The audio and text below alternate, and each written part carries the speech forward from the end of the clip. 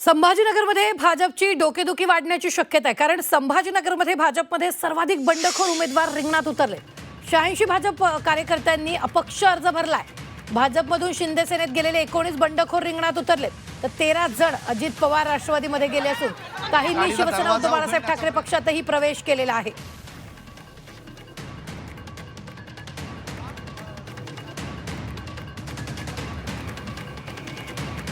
म्हणजे शिवसेनेकडे उमेदवार नव्हते, उभाटाकडेही आमचे उमेदवार आहेत, राष्ट्रवादीकडे 13 उमेदवार आहेत. तर सगळ्या पक्षांकडे कुणाकडेही स्वतःचा कार्यकर्ता ज्याच्या जागेसाठी भांडलं पाहिजे असा कार्यकर्ता नव्हता.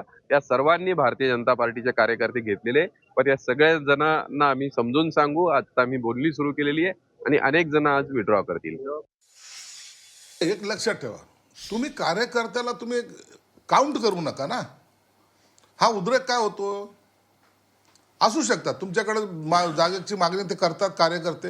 अनेक वर्षापासून काम करणारा कार्यकर्ता जर उमेदवारी मागत असेल तर ते गैर आहे का? तुमच्या निवडणुकीला त्यांनी झेंडे घेऊन फिरला का नाही फिरला? तुमच्या घोषणा दिल्या का नाही?